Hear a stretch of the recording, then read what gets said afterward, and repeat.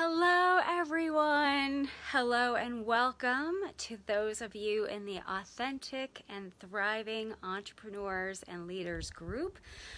I'm Michelle Wilson. I'm the founder of this group.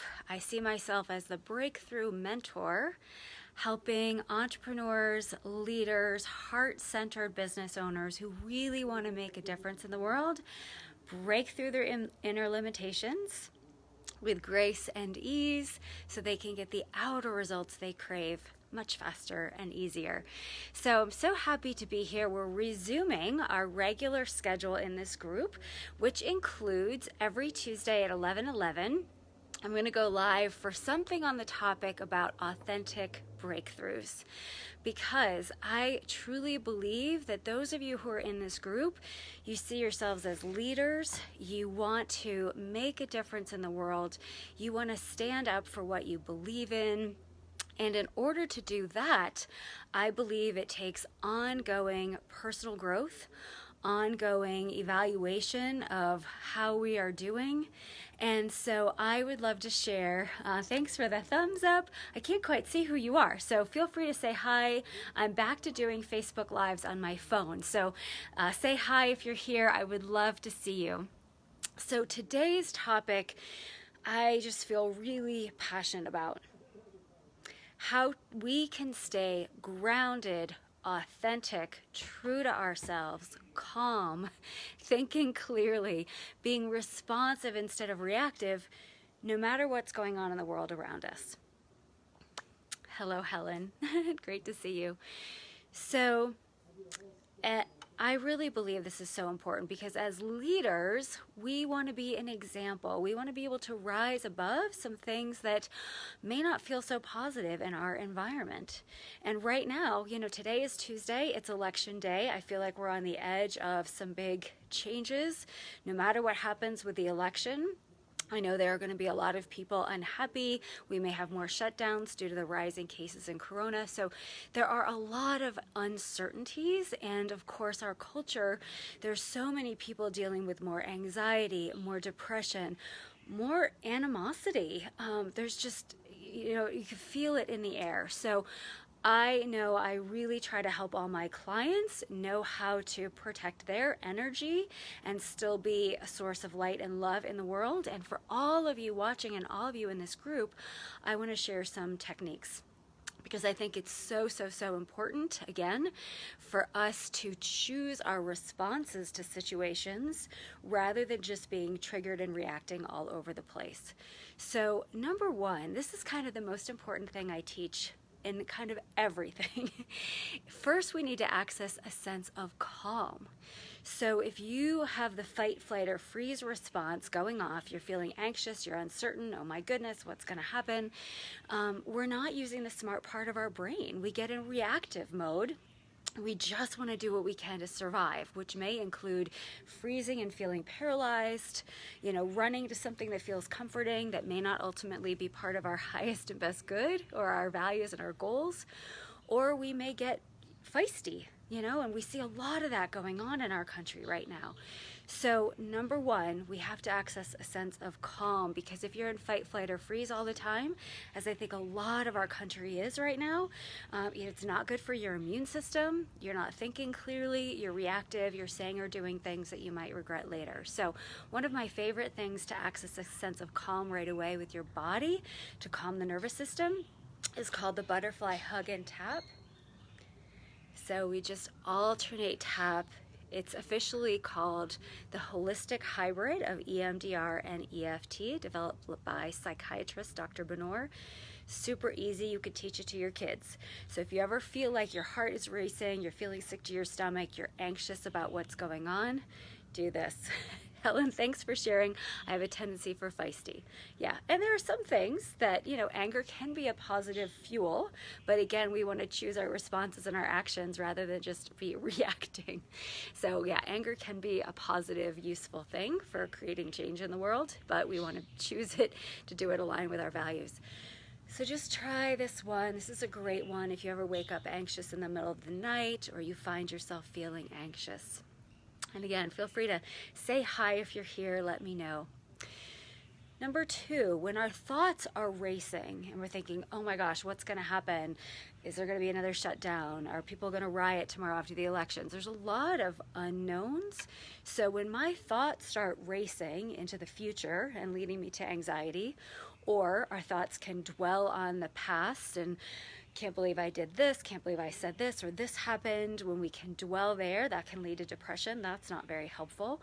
So coming back to the present moment, there's a really simple technique, and some of you have heard it from me before, but I want to remind you, the 5 senses scavenger hunt.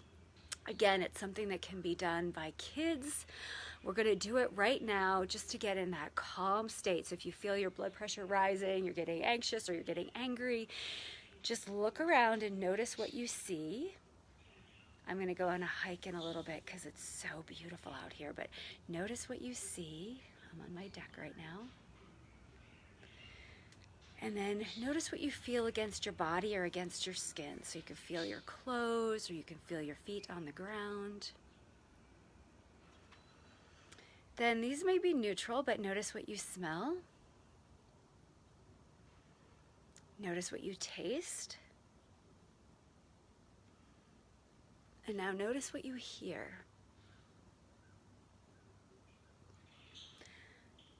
I'd like to do hearing last because we have to be pretty calm to quiet our brain to notice what we hear. So again, I'm going to share the story of how I learned that. I used to work in psychiatric hospitals before I got my master's. And so I worked on all the different units, including the chemical dependency unit. And I got to, or in the adult mental health unit, and I got to see people who were really having flashbacks from trauma. And to bring them back into the present moment, we would say, can you hear my voice? Can you hear your feet on the floor? So bringing them back to the present moment could be really calming and grounding. So when we need to get grounded into right here, right now, that's really helpful. So this calms the nervous system. 5 senses scavenger hunt can calm your racing thoughts and get you back to the present. And then number 3, in times of turmoil, uncertainty, when we want to stay grounded, calm, positive, rooted in our values, no matter what's going on around us, we want to take a moment to check in and ask ourselves, who do I want to be? Who do I want to be in this situation? Whether it's, oh, now we're going to Thanksgiving dinner with the family and we all have different political views. Who do I want to be? Or whether it's, when you're going to vote, or you're going to, whatever is happening, if you have to change some things in your business due to maybe some new shutdowns. Who do I want to be? What qualities are important to me that I value? How can I embody that even more? Do I need to be patient? Do I need to be open-minded? Do I want to be open to adapting to new things? I know I value not being very judgmental. I'm pretty open-minded, but of course, I can find myself being very judgmental of other people who are judgmental. And I could find myself, my son and I were driving yesterday around town, and we saw this truck with a very hateful political sign on it. And I was like, wow, oh my gosh, I can't believe them. Who would say that? That's so dumb. So I want to keep a check on my judgment. And one way I can do that is to sort of rise above and have a different perspective, a perspective that I really believe every human is on this planet for a purpose and a reason and growth. I believe that when people act out in anger, it's most likely due to their own wounds, their own traumas, that they don't realize that they are a child of God, that they are part of the divine, that they can rise above and don't have to be that reactive. And maybe they have not had opportunities for healing or modeling forgiveness or love or grace. So there's something in NLP, neuro-linguistic programming, called perceptual positions. And it's like if I was having a conflict with someone, we'll say if I had a business partner, but I don't. But imagine sitting across from the business partner and we have an argument. I would know my view, but then I would try to step into the other person's view and imagine, what is it like to be them? What's their perception of the situation? and really feel that, get into that, understand the other person. And then you can step outside of the scene and say, all right, from a neutral observer position, what do I see about this relationship between these two people? What do I observe if I step outside of their individual perceptions? And then a beautiful way I learned from my mentor, Dr. Judith Swack, is not just to do the NLP approach of stepping out, but then to even rise above and imagine, okay, if I could have airplane height view, if I could have God's view, the divine, the view of the universe, looking down on these two people and their relationships, how they're communicating, what their emotions are, their backgrounds and perceptual filters that have influenced who and how they are today. Now, how do I see it? And that can sometimes help give us perspective if we feel like we're at odds with someone or communication doesn't go that smoothly. It could be really helpful to say, how can I rise above and have a more global view of this, a more divine view of this? How would God see this situation? And then coming back into myself and my position, who do I want to be again? Can I be a peacemaker? Can I be someone who offers forgiveness? Can I be someone who is calm in explaining my viewpoint? And again, if we can access a calm state, we're more likely to use the smart part of our brain instead of just the amygdala, when we could just be like, oh, I just have to survive, and I'm going to be in that fight, lash out mode, or freeze, or flee. So to think about, what is going on with you? How are you triggered? I think a lot of people are being triggered by all kinds of things. And how can we decide, who do I want to be? For me, I knew from a very young age I was called to be a facilitator of healing. As a therapist for 25 years, now I do energy psychology to help entrepreneurs and leaders break through their blocks, their traumas quickly and easily. So I know my role is to facilitate healing and to be a leader to bring women together in a positive way. So for me, it's really important to keep checking myself. Where am I being reactive? Where am I being judgmental? Who do I want to be, and how can I embrace that even more today? And I truly believe I can't really do that always on my own. I believe I need to draw upon help from source energy, from God, from the Holy Spirit. I've learned over the last 4 years more about angels and what guardian angels can be with me. Maybe that's part of what you work with as well, angels and guides. So as you start your day or before you're going out into the world, I invite you to ask yourself, who do I want to be? Make sure you're calm and grounded mentally and with your body physically. And then I think it's so important to be connected spiritually. There's a lot I can do on my own that might be kind of messed up, or I'm going to burn out if I'm just operating out of my own strength, my own wisdom, my own little ego mind. So for me, it's so helpful also to ask God for help. And praying for the whole country. There's not a lot I can do to change a lot of situations across the country and across the world. So for me, what feels empowering is to really continue to send love and light out to the whole planet. There are so many people suffering in all different ways, other countries suffering in their particular way.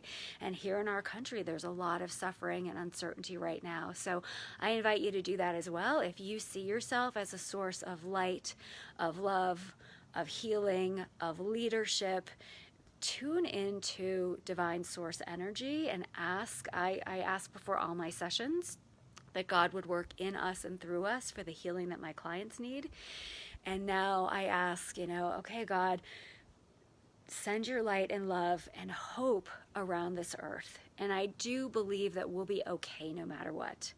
I mean, when the election's over, there's going to be a huge part of the population that's very unhappy, and we're going to survive. When COVID's over, there are going to be more people who may have lost their jobs or more people who have lost their lives. And in the end, can we trust that there's a higher purpose? And Helen's giving me the thank you. So I appreciate that, Helen. So let me know your thoughts. If you're watching the replay, write replay in there.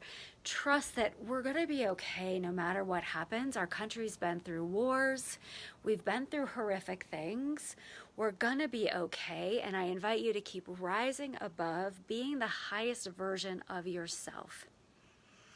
For those of you who want more help in doing that, definitely private message me. We can set up a call, but there are going to be lots of resources just in this group with how can I be the embodied, authentic leader that I want to be? How can I authentically stick to my values, which are, I want to stay calm, I want to stay in love, I want to stay in hope. And how can I spread that around the world? So I think that was a really important message to share. Let me know if you agree. Honk if you agree. There's some fun honks, gifts. But let me know if you're watching the replay. Let me know how you want to go through the rest of this day, the rest of this week, this month. I know it's going to be a time of big change.